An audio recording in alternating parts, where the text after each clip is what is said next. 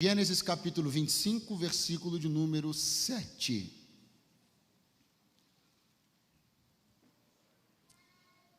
Quantos encontraram podem dizer amém? Podem dizer eu amo a Bíblia. E os homens do lugar lhe perguntaram acerca de sua esposa, e ele disse, ela é minha irmã. Pois ele temia dizer, ela é minha esposa, para que, dizia ele, os homens do lugar não me matem por causa de Rebeca, pois ela era formosa à vista. E aconteceu que quando ele já estava lá um longo tempo, Abimeleque, rei dos filisteus, olhou pela janela e viu, e eis que Isaque estava brincando com Rebeca, sua esposa. Quantos podem dizer amém? Repita após mim, 3 casamentos, 3 janelas. Muito fraco, diga 3 casamentos, 3 janelas. Eu quero falar a vocês hoje aqui a respeito de uma palavra que Deus tem colocado no meu coração e que eu tenho tido a oportunidade de compartilhar com alguns casais, com algumas famílias. E esta palavra, ela vai circular em torno dessa temática. 3 casais e 3 janelas. Qual é a história que nós vamos abordar aqui? A primeira dela, o casamento de Isaque e Rebeca. Depois, Davi e Mical. E por fim, Acabe e Jezabel. Esses 3 casamentos, eles têm uma relação muito curiosa com essa palavra, com isso que tem na casa de todo mundo que está aqui, com uma janela. E eu quero que você entenda isso, que você enxergue isso, que você compreenda o sentido que isso faz para a sua vida, para o seu casamento, para a sua casa. Pois bem, esse texto é sobre uma tentativa de Isaque e de Rebeca de se restabelecerem, uma vez que a terra estava passando um momento de muita luta. Vale observar que Isaque, ele casou-se já uma idade um pouquinho fora dos padrões da época. Ele casou-se com 40 anos. Né? Essa, inclusive, é uma palavra de esperança para alguém esta noite. Glória a Deus. Você deveria ter ficado mais animado, porque essa palavra pode ser uma palavra de esperança para alguém. Então, Isaque casou-se com 40 anos, era um homem de oração, né? E era um rapaz pacato, assim, muito caseiro, aquela coisa toda, filho da mamãe, do papai, filho da promessa, né? E ele era um camarada de oração. E aí houve toda aquela situação que a maioria deve conhecer, uma história muito bonita. O servo de Abraão foi lá na casa dos pais da família de Rebeca para poder buscar ela, e deu um montão de ouro, um montão de presente, uns dotes assim bacanas, né? E aí Rebeca veio, imagina Rebeca, né, chegando, e Isaque estava orando, irmão, ele estava em espírito, né, mas entrou na carne rápido, porque ele olhou ela bonitona, né, pensa em Rebeca chegando toda trabalhada, né, toda, né, turbinada, toda abençoada e tal, e aí Isaque ficou maravilhado com aquilo, enfim, casaram-se, mas a terra que eles moravam passa por um período de escassez e de fome, logo na sequência. Aí eles tomam uma decisão, eles vão a um país estrangeiro para tentar se restabelecer. Quando eles chegam lá, olha só o que acontece, parece até um déjà vu, sabe déjà vu? Aquela coisa que você vê e tem a impressão de que já viu, parece um déjà vu, porque Isaque está com medo de que Rebeca seja tomada pelos homens da cidade e que eles matem ele para ficar com ela.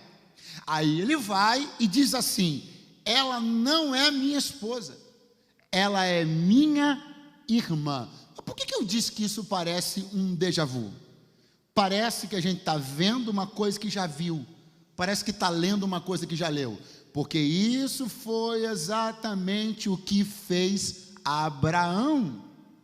O pai de Isaque fez exatamente isso. Quando entrou com Sara no Egito, o texto diz praticamente a mesma coisa, temendo que eles matassem ele por causa da beleza dela. porque aí eu abro um parênteses, nem todo homem está preparado para casar com mulher bonita. Sim ou não? Eu tenho uma estrutura para isso, graças a Deus. O Senhor me forjou, né? Você que está do lado do seu esposo, pergunta para ele, você tá preparado, né? Você já veio preparado de fábrica para casar com mulher bonita, né? Então os camaradas que não confiam no taco, entendeu? Ele fica, então Abraão era o pai da fé, mas faltou fé nessa hora, né, irmão? Porque ele ficou com medo de tomarem a Sara dele. E o que é que o filho Isaac vai fazer? A reprodução quase que exata, para não dizer exata, do mesmo erro que o pai cometeu. Então aqui eu quero começar a mostrar a você, e eu sei que a maioria das coisas que eu vou dizer aqui, elas já têm sido ditas sistematicamente nas reuniões que você tem frequentado. Eu vim reforçar que botar uma cereja num bolo que é muito maior e mais estruturado, que está sendo feito há muito tempo. Eu estou tendo o privilégio de vir aqui hoje botar só uma cereja. Mas a verdade é que o que Isaac vai fazer é a repetição, é a reprodução do comportamento do seu pai.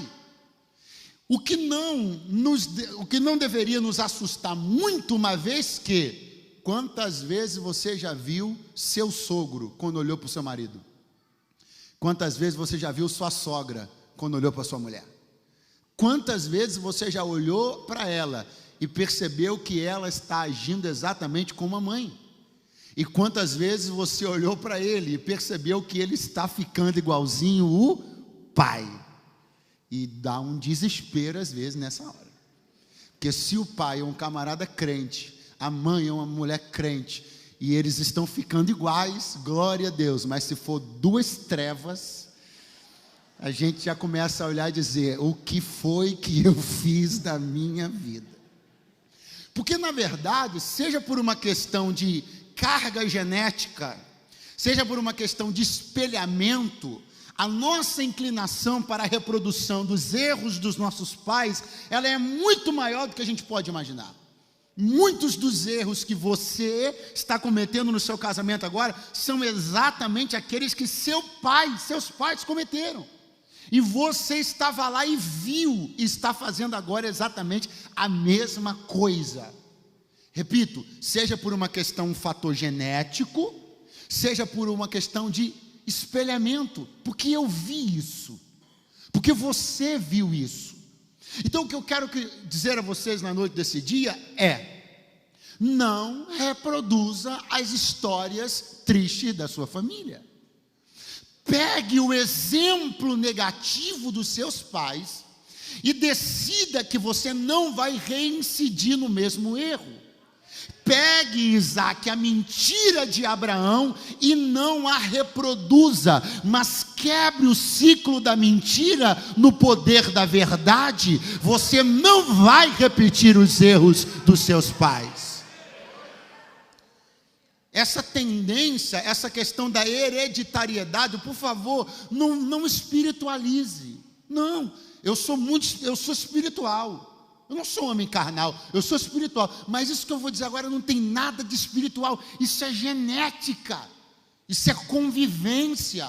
Não estou falando de maldição hereditária, estou falando de DNA. Não estou falando de maldição hereditária, estou falando de carga genética.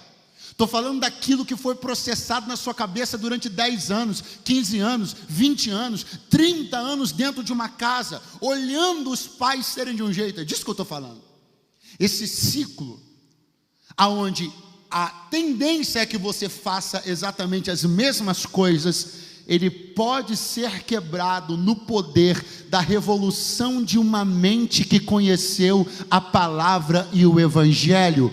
Eu libero sobre a sua vida, no nome de Jesus, uma palavra pela transformação do seu entendimento, pela renovação da sua mente. Você não reproduzirá os mesmos erros que os seus pais cometeram.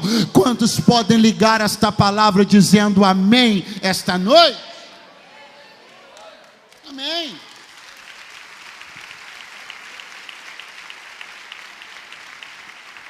E você para de se apoiar nessa muleta, né? Porque meu pai era. Para. E a senhora também, minha irmã, para de se apoiar nessa muleta, porque minha mãe, para com isso, você tem a capacidade de escrever uma história diferente. Você pode ter uma genética que lhe puxe, você pode ter exemplos que lhe puxem, mas você tem mais do que a genética e mais do que os exemplos que você viu. Você tem o sangue do Cordeiro e o nome de Jesus sobre a sua vida. Então Isaac vai chegar e vai falar exatamente a mesma coisa. A mesma coisa que o pai falou. Essa família tinha problema. Eles eram um homem que não tinha muita firmeza para segurar a mulher bonita. E aí ele falou a mesma coisa que o pai falou. Olha, não, isso aqui é minha irmã e tal. E ficou com medo do pessoal matar ele, contou a mesma história. Só que um fator salvou o casamento de Isaac e Rebeca. Pergunte qual? Pergunte qual? Diga para o seu cônjuge aí, para o seu namorado, para o seu esposo, para o seu quase, diga aí para alguém. Intimidade. Olha só o que acontece.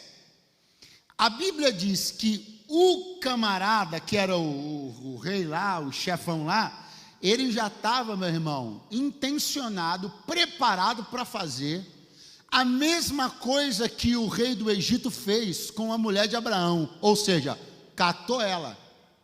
Se você olhar para o texto na história de Abraão e de Sara, Sara foi levada para o palácio. Por muito pouco não aconteceu uma desgraça. Por muito pouco um projeto de nação não fica comprometido por conta da fraqueza de um homem. Por muito pouco a vida de Sara não foi devastada e desgraçada por causa da falta de postura masculina de Abraão. E Isaac reproduzindo o mesmo erro, conta a mesma mentira. E o rei desse outro lugar, que é Gerar, tem a mesma ideia. Já que é irmã dele, já que não tem dono, que não é casada, bonitona desse jeito, vou chamar para cá. Mas quando ele já estava se preparando para poder trazer Rebeca para o seu harém, o texto diz uma coisa, que ele olhou pela janela. Olha aí a janela, demorou a aparecer na mensagem, mas apareceu. Ele olhou por uma janela e viu que Isaac estava brincando com Rebeca, sua esposa. Que brincadeira é essa? De médico. É claro que é uma brincadeira de médico, né, irmão? A brincadeira, falando sério agora, que o camarada viu pela janela, foi uma brincadeira que denotava intimidade. E uma intimidade que não era de irmãos, não poderia ser de irmãos. Ele viu alguma coisa que deixou claro para ele: esses dois são um casal. Vou repetir. Ele viu alguma coisa que deixou claro para ele: esses dois são um casal. Aí a pergunta que não quer calar: quando alguém olha para você e para sua esposa, dá para ter certeza que vocês são um casal? Ou será que eles olham para vocês dois e pensam que vocês dois são dois colegas de ministério? Pai do Senhor, irmã? Antes de dormir, ô serva do Senhor, você durma na paz, que excede todo entendimento, que o anjo de Deus lhe visite essa madrugada. Grandes coisas Deus fará aqui, terra. Eu sei. Ou será que quando olham para você, a impressão não é que é um casal, mas a impressão é que é um filho e uma mãe? Pastor, o senhor está sendo preconceituoso? É por causa de idade? Não! É por causa dessa mania que você, meu irmão, não perde de achar que sua mulher é a sua mãe. Diga glória aí. Será que quando o nosso relacionamento é observado, será que fica claro para quem vê? É essa a pergunta. O que a janela do seu casamento está dizendo sobre ele? O que o ponto de vista das pessoas sobre o seu casamento está falando sobre esse casamento? É um relacionamento de afeto, de carinho, de intimidade, ou é um relacionamento burocrático? Ou ele é sistemático, ou ele é protocolar? Porque tem uns camaradas que são tão protocolares que ele não perde o protocolo nem com a mulher deles. Tudo ele é protocolar. Eu penso esse camarada dormindo de terno e gravata, né? E glória a Deus. Então o que é visto? Quando ele olhou pela janela, ele viu intimidade. Ele viu que aquele relacionamento não era de dois irmãos, não era de um pai e uma mãe, melhor, de um filho e uma mãe, era de um homem e de uma mulher que formavam um casal.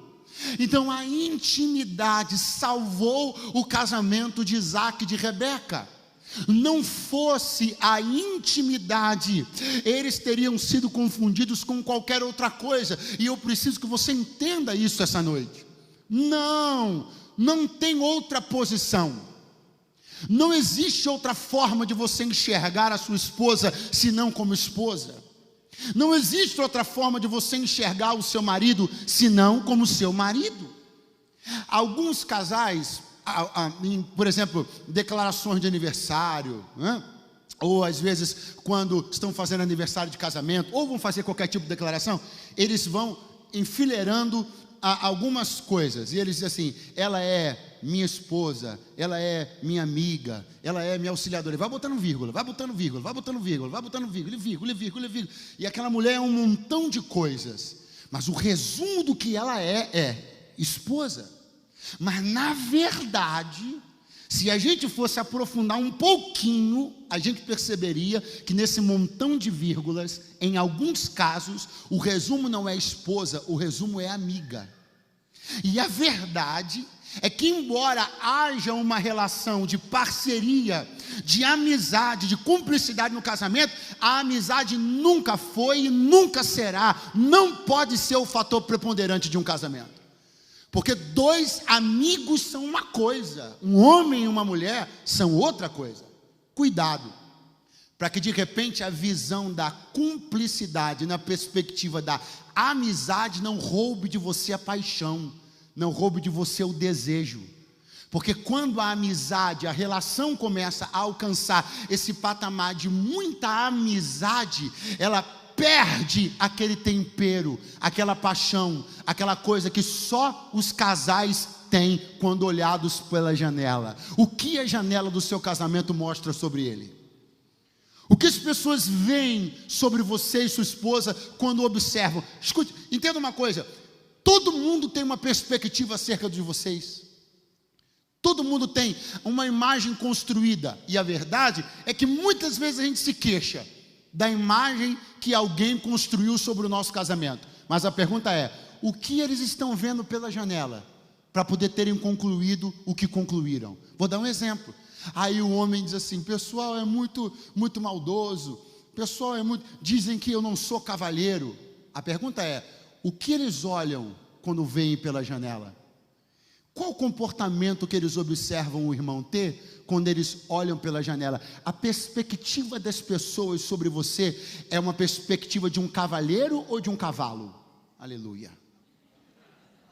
Porque se aquilo que eu faço sistematicamente é isso, é não ser cortês, é não ser cavalheiro, é não ser educado, é não ser gentil, eu não posso reclamar que as pessoas tenham uma conclusão diferente. Elas vão ter uma conclusão pautada naquilo que elas veem. Então a pergunta continua circulando aqui para nós: o que as pessoas enxergam quando olham pela janela do seu casamento? Ele enxergou intimidade. Toque, gente, mão, sabe? Olha, alguém está se animando, aleluia. Intimidade, só não se anima muito, mas não aqui e não agora, aleluia. Intimidade. Você pode repetir essa palavra para alguém do seu lado e diga: intimidade. Bota um mel nessa palavra, irmão, aproveita, diga intimidade. Bota uma pimenta do reino nela agora, diga pimenta do reino pode na igreja, aleluia, porque é do reino, entendeu? Então diga intimidade. Não perca a intimidade com o seu cônjuge, amém ou não amém?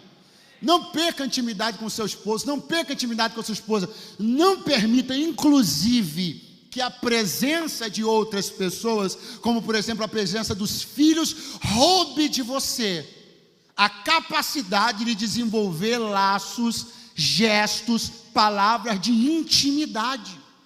Porque senão a coisa vai começar a ficar sistemática, burocrática. Tem que ter uns negócios, irmão. Tem que mandar umas mensagens. Aleluia. Coisa de intimidade, irmão. Mandar uns negócios. Aleluia. Falar umas coisas. Tem que ter intimidade. Umas conversas de pé de orelha. Sim ou não? Porque senão fica aquela coisa, né?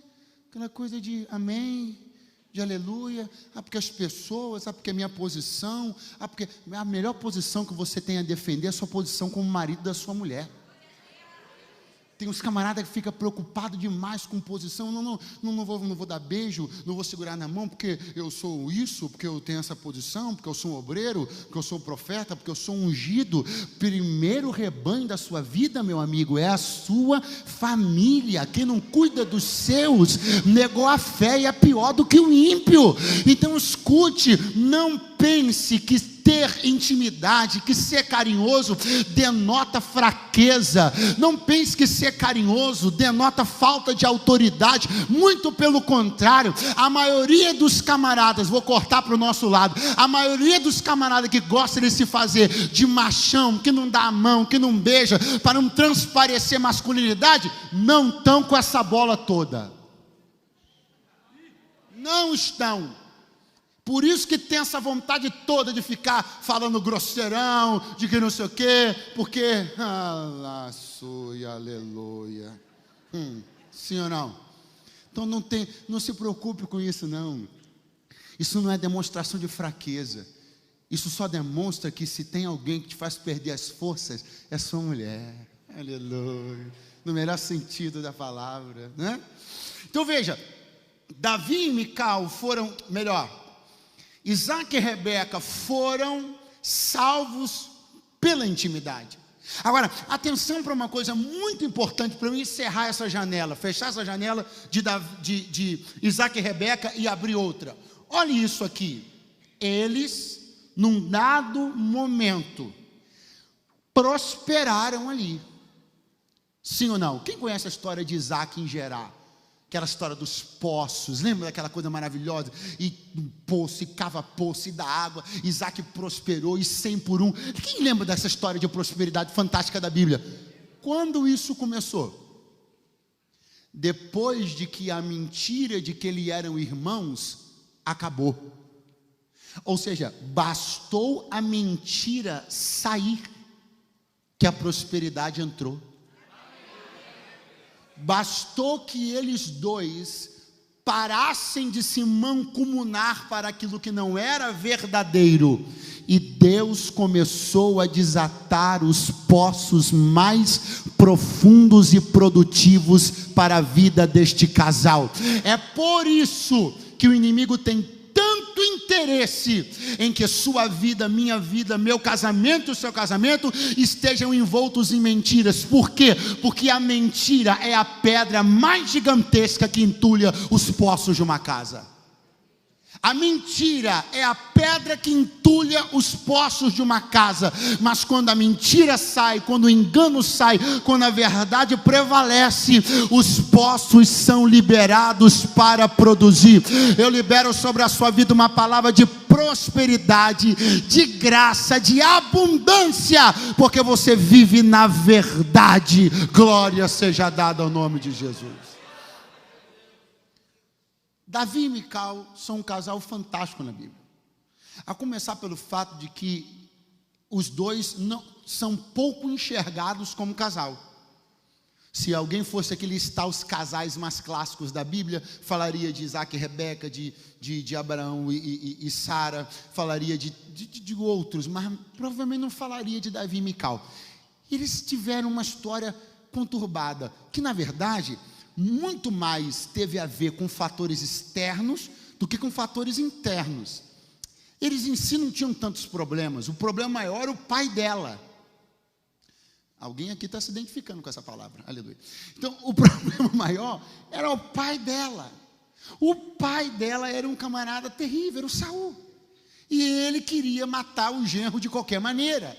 Alguém está se identificando com essa palavra, aleluia. Então, ele tentou matar Davi 21 vezes, irmão. Que casamento que resiste um sogro desse? 21 vezes. E o seu sogro só tentou te matar 3. E você já está achando que é o fim. 21 tentativas de homicídio Davi sofreu. Então, na verdade, o casamento foi muito mais prejudicado por fatores externos do que propriamente por fatores internos.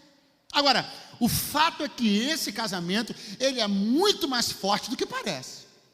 Esse casamento de Davi e Mical, ele é muito mais poderoso e sólido do que parece.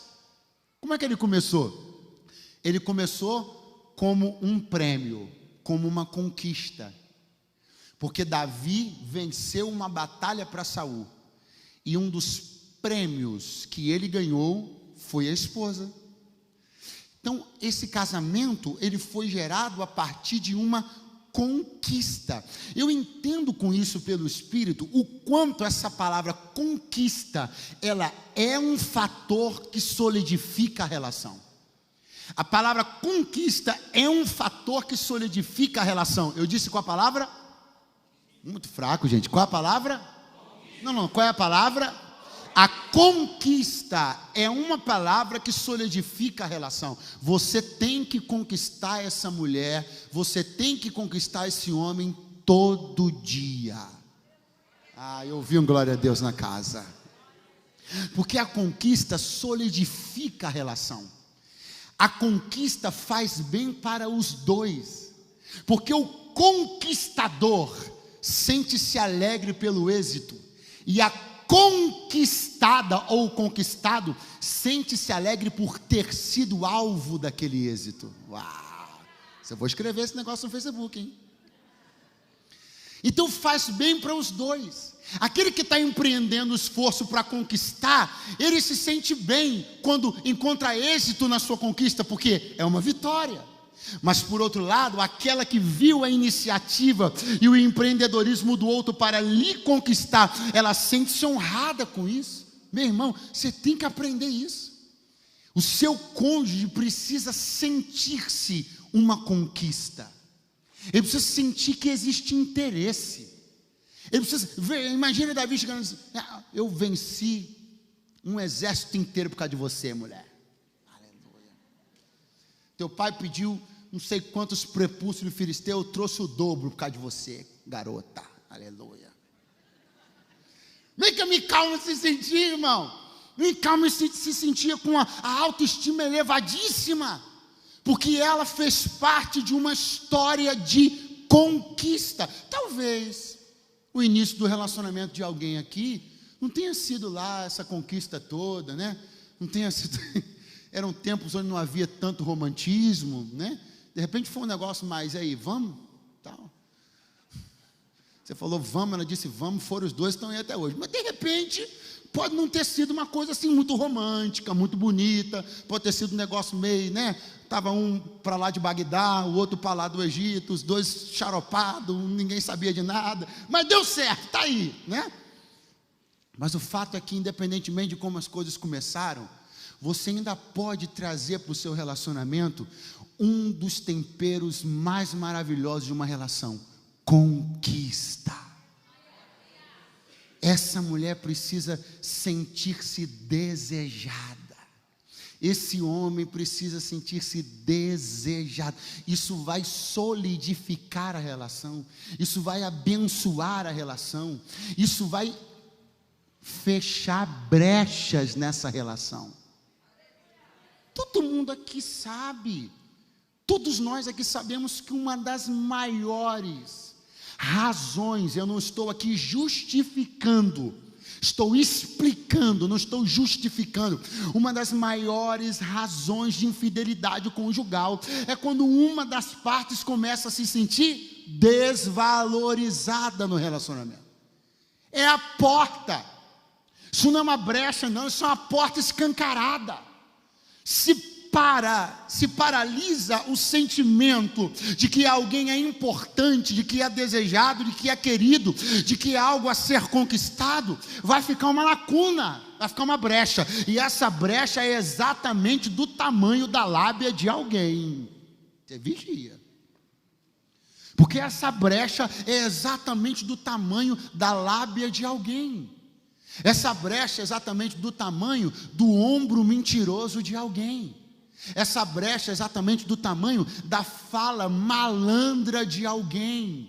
Então, tape essa brecha. Eu não quero aqui lançar suspeitas sobre a fidelidade ou sobre a lealdade de ninguém. Só estou querendo dizer para você que se há a possibilidade de fechar uma brecha, feche, porque a melhor coisa é fechar todas as brechas. Feche todas. Então, esse relacionamento, ele tinha sua base na conquista. A base estava onde? Você pode olhar aí para alguém do seu lado, dizer para ele: você foi minha maior conquista. Não, mas bota um negócio nessa voz aí, irmão, em nome de Jesus. Para você foi minha maior conquista. Aleluia. Eita Deus, hein? Glória ao Pai. Veja. Então, esse casamento, ele tinha, ele dá para alguém a impressão de que ele era fraco, mas não era não. Aonde entra a janela para o casamento de Davi e Mical? Em dois momentos. Primeiro, um momento muito importante, um momento que desmistifica muito em relação ao que se pensa ser o casamento de Davi e Mical. Um casamento fraco, um casamento instável, mas olha o que aconteceu. Está na Bíblia. Eles estavam casados, estavam em casa, estavam no quarto, quando de repente o sogro mandou o bope ir lá pegar o Davi. Mandou com caveirão, com tudo, lá pegar o Davi. O bope é coisa lá do Rio de Janeiro, estou pensando que estou no Rio de Janeiro. A rota, mandou a rota pegar o Davi, e a rota chegou de sirene ligada para pegar o Davi, e o Saul falou: traga ele para cá, vivo, morto, escambalhado, traga ele para cá. Quando Mical percebeu o que estava acontecendo, a Bíblia diz que ela arranjou um jeito de fazer uma corda improvisada, abriu a janela do quarto e desceu Davi por uma corda que ela amarrou com lençóis, sabe lá Deus com o quê, e Davi escapou pela janela por um ato corajoso ao extremo de Mical. E eu vou dizer para vocês que Davi não viria a se esquecer disso jamais. Independentemente de erros futuros, de desacertos futuros do casamento e propriamente de Mical, esse gesto de Mical marcou esse casamento. Pergunte por quê? Muito fraco. Pergunte por quê? Porque esse gesto foi o gesto de se posicionar do lado de quem se ama. Você pensa que é difícil para você se posicionar ao lado do seu esposo e chatear seu pai? Você pensa que é difícil para você se posicionar ao lado da sua esposa e chatear sua mãe? Difícil era para Mical se posicionar do lado de Davi, porque o pai dela era o rei, era um camarada que andava endemoniado dia sim, dia não, e com lança na mão e mandando matar, e o camarada tinha a máquina de guerra de um país na mão. Quem ele quisesse que morresse, morria. Só não morreu Davi porque Deus não deixou. Pense o que foi para Mical ter tomado a decisão em segundos. Olha como uma decisão de se posicionar ao lado de alguém em segundos pode estruturar um relacionamento para sempre. A decisão tomada por Mical em segundo de se posicionar ao lado de Davi, indo contra o seu próprio pai, a tirania do seu próprio pai, a estupidez do seu próprio pai. Pastor, mas a Bíblia diz: honra teu pai e tua mãe.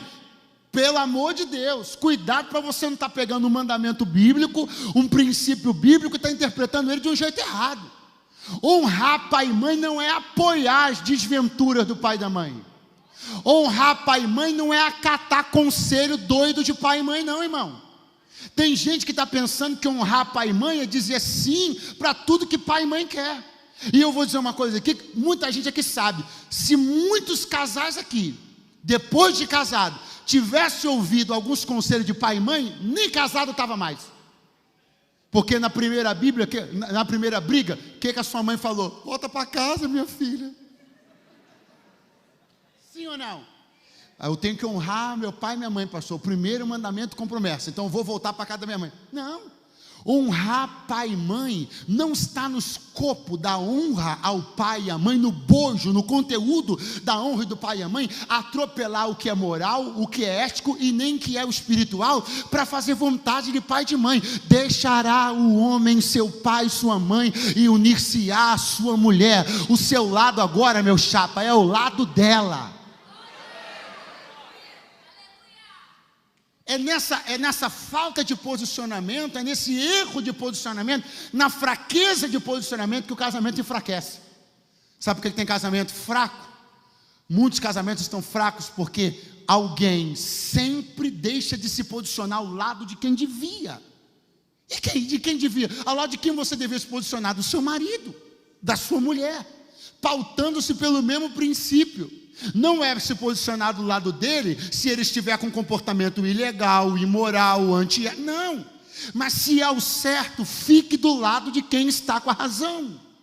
Entenda o gesto que você fez, o poder espiritual do gesto que você tomou, quando você se desligou do seio da sua família e uniu-se a um homem, uniu-se a uma mulher e tornaram-se uma só carne. Então defenda seu cônjuge, brigue pelo lado dele, apoie ele, observe a perspectiva dele, olhe com o olhar dele, se coloque no lugar dele, se transfira, pense um pouco, tente pensar com a cabeça dele, sentir com o coração dele. Seu maior compromisso não é mais com seus pais, é com seu marido, é com sua mulher.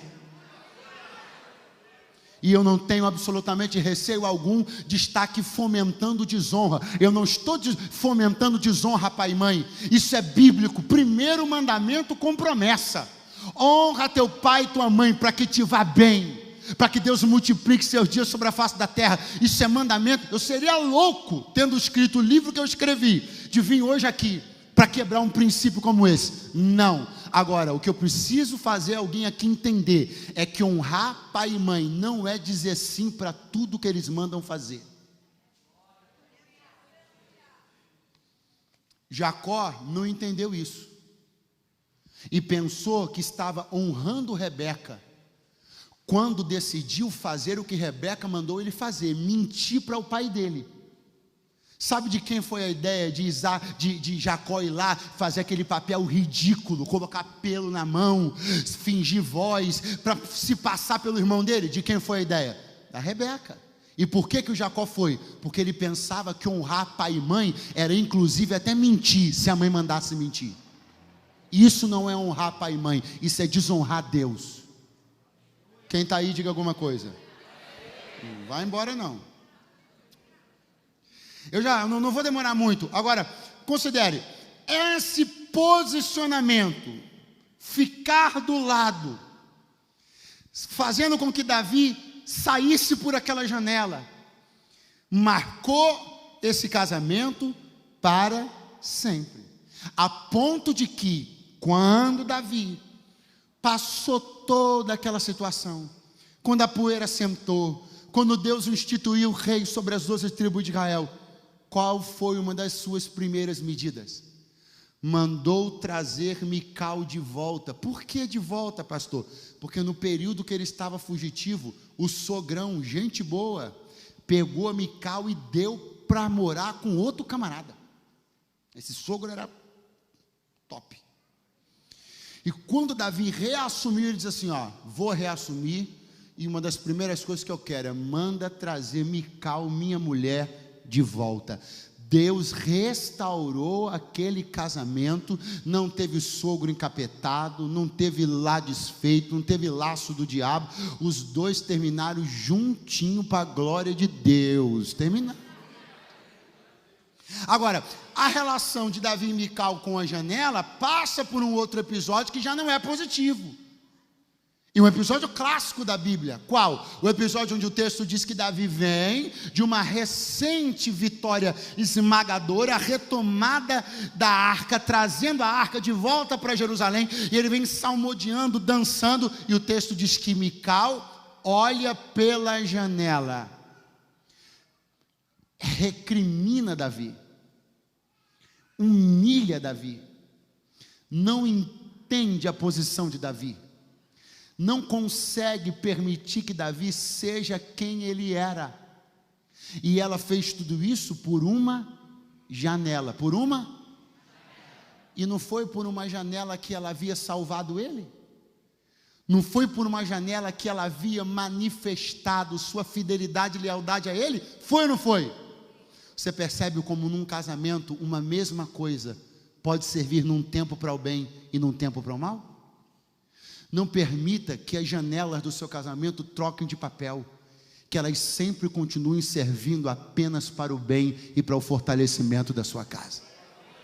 O grande erro de Mical foi simplesmente ela não permitia que Davi ficasse à vontade para ser quem ele era.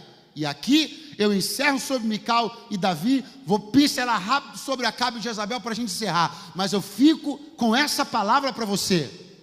Se o seu cônjuge não tem liberdade para ser quem ele é perto de você, então tem alguma coisa muito errada com isso.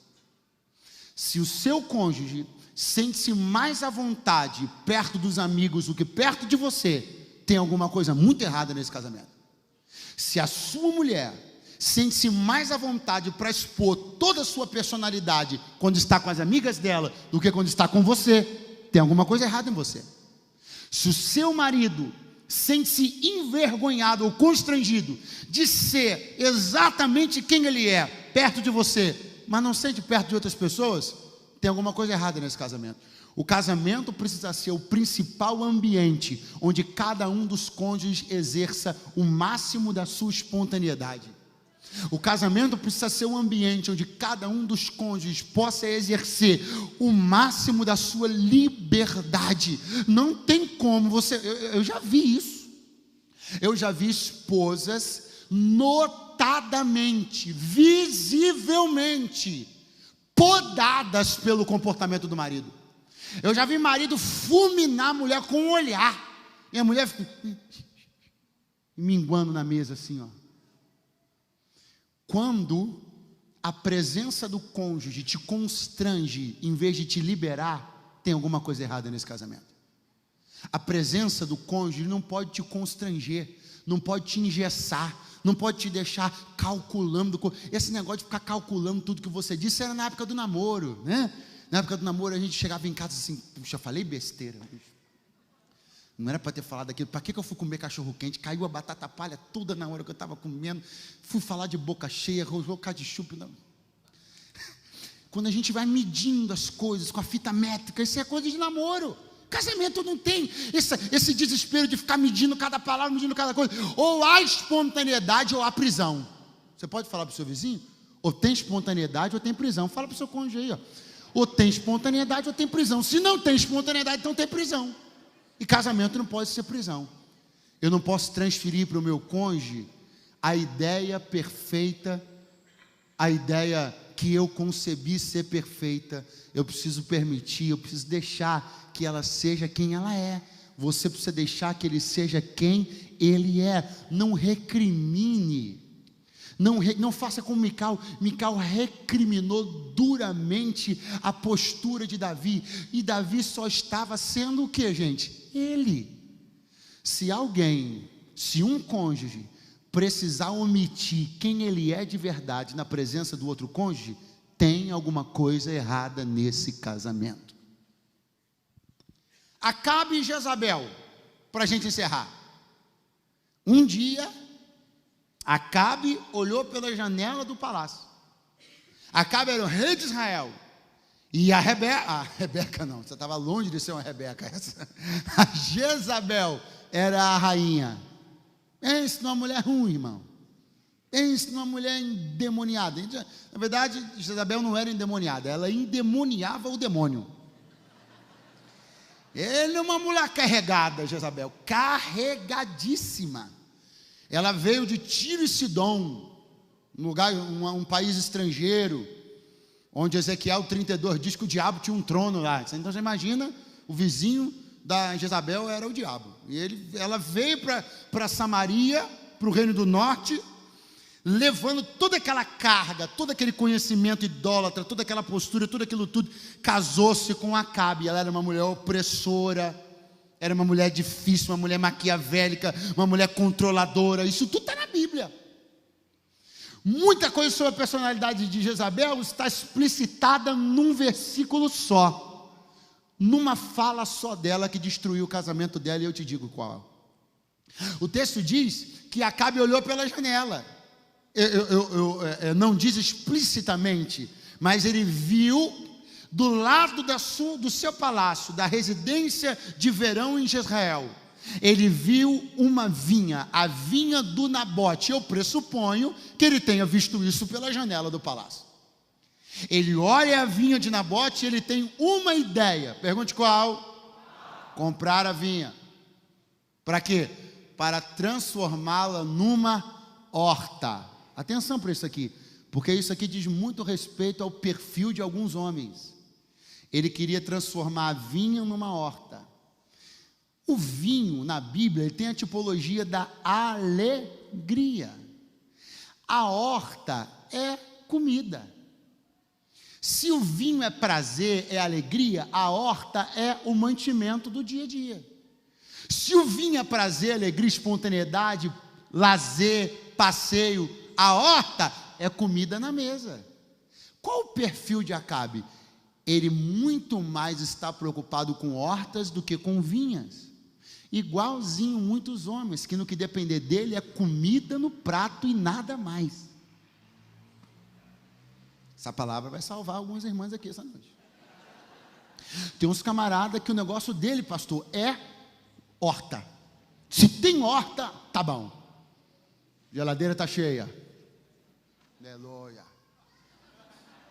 Está reclamando o quê, mulher? Tem 5 quilos de arroz, 3 de feijão, 4 de macarrão nessa dispensa, você me reclamando. Tem homens que a cabeça dele funciona assim: mantimento, mantimento, mantimento, mantimento. Se depender dele, ele atropela todas as vinhas e constrói e planta horta. Porque a cabeça dele está condicionada a pensar dessa forma: mantimento, comida na mesa, mantimento, comida na mesa, mantimento, comida na mesa. Mas Deus vai libertar o senhor essa noite aqui, meu irmão. Ou você entende que a vida não é só de horta, o casamento não é só horta, a família não é só conta paga, a família não é só conta de telefone, a família não é só as contas em dia, a família não é só aquela poupança que o senhor faz todo mês, aquela aplicaçãozinha lá para os filhos. Família não é só horta, a família também é vinha. Em nome de Jesus, para de ser um plantador exagerado de horta, e vê se você planta uma vinha no seu casamento. Aleluia. Nem só de horta vive um casamento, meu irmão. Pelo amor de Deus, quebra essa cultura. Seu pai que era assim, e Deus me revelou aqui agora. Seu pai que era assim. E por que você está falando isso, pregador? Porque o meu também era. Irmão, meu pai, a cultura dele, a criação dele foi essa, é horta. Tem horta, tá bom. Tem arroz, tem macarrão, tem feijão, está funcionando a luz. Glória a Deus, eu sou o cara dessa família. É uma cultura. Quando o prazer, o lazer, a diversão, nos olhos de alguém, é uma coisa extremamente desnecessária. Quando na verdade cada vez mais se prova e se comprova que a saúde de um casamento, a saúde de uma família não estão só em comida no prato, não estão só em conta paga, estão no vinho que se bebe, na alegria que se sente, no prazer que se tem, no lazer que se faz. Oh, glória a Deus, irmão. Às vezes alguém está esperando uma coisa fantástica, porque é um cruzeiro nas ilhas gregas, e não sei o que, irmão, se não dá para um cruzeiro nas ilhas gregas, aluga um barco em Angra dos Reis, em Mangaratiba, aqui no litoral, como é que chama o litoral aqui? Eu quero ir para Punta Cana, vai para Santos, irmão. Se não dá para ir para Punta Cana, vai para Santos, para Ubatuba. Sim ou não?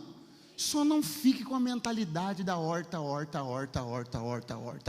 que a sua mulher não é uma égua.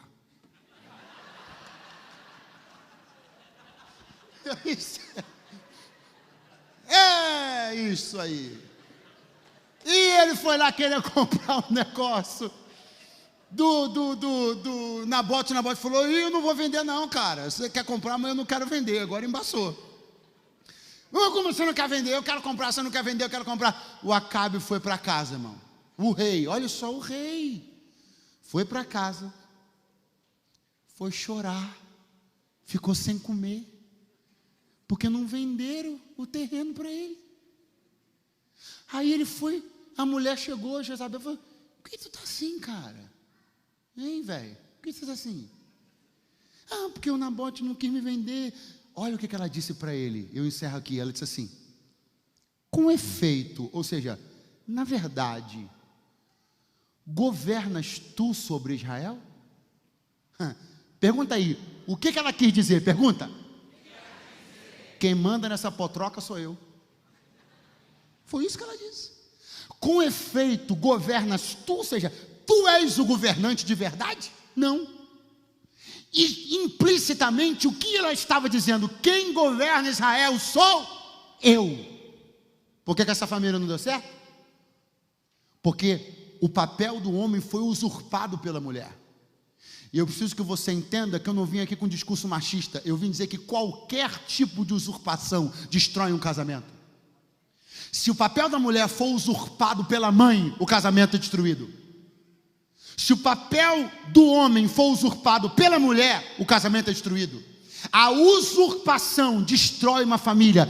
Cada um precisa exercer a plenitude do que sua essência lhe mandou ser.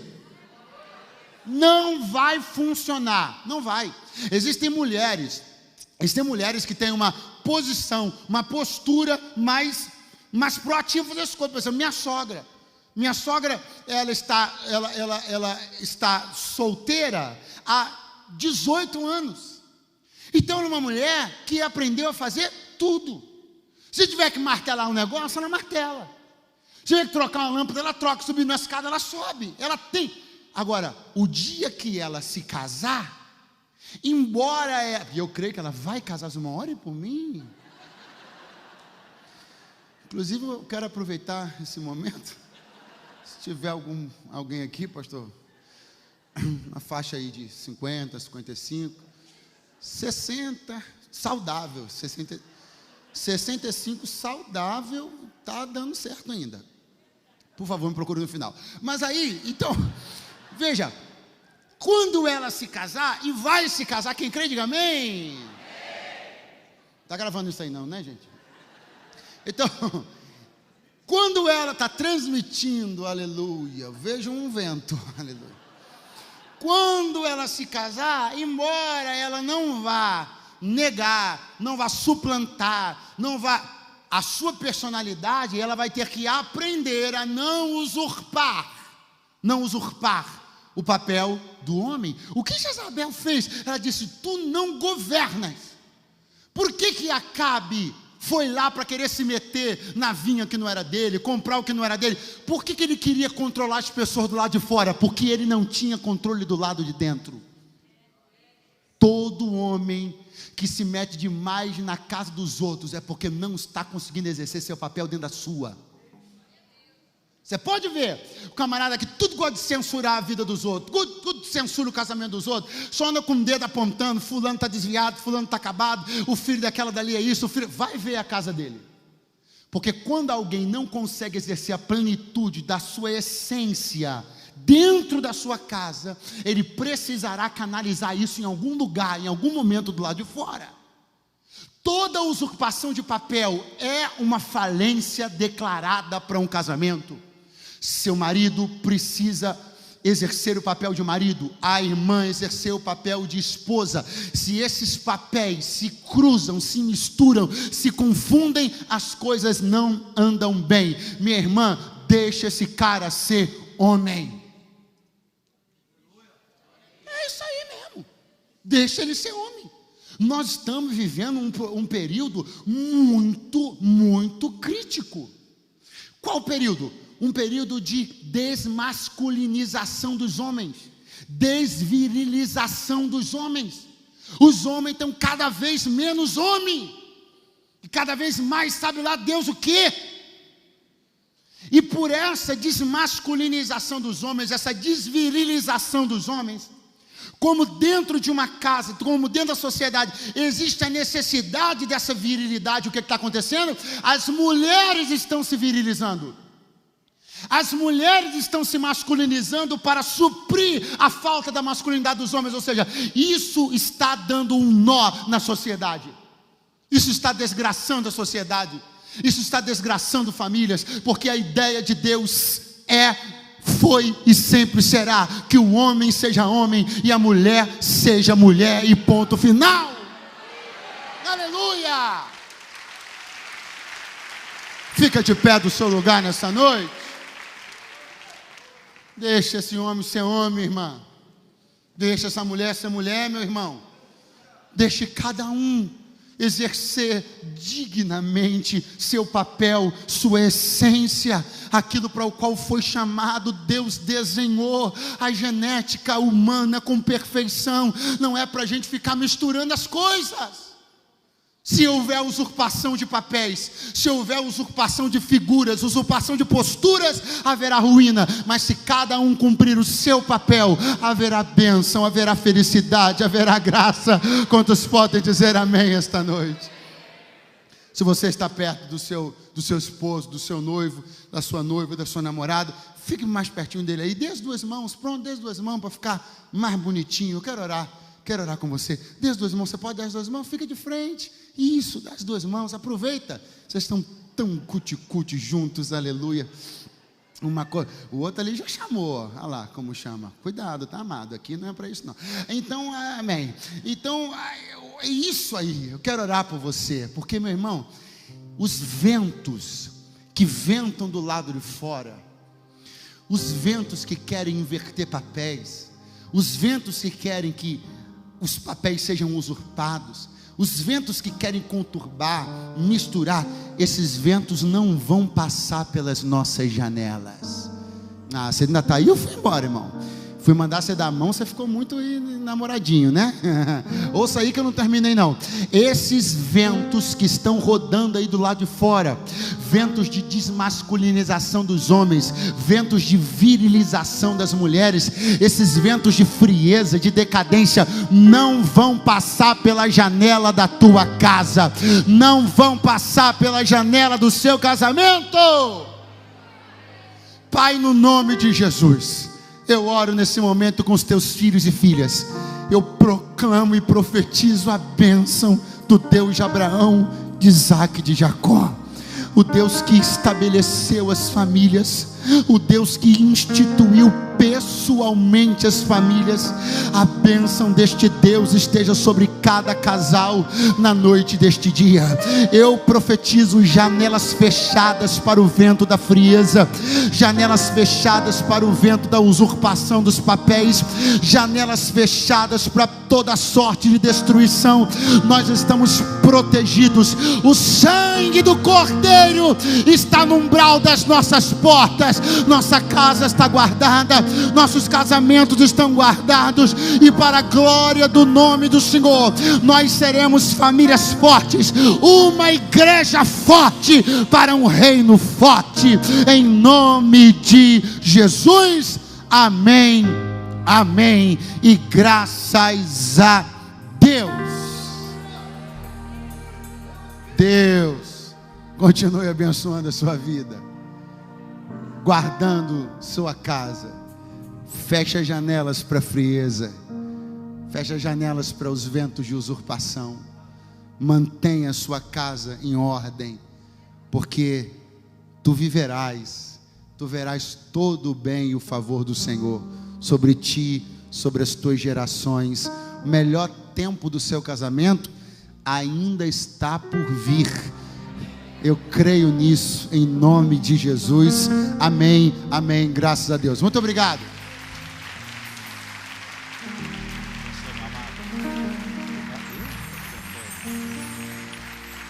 Glória a Deus, irmãos.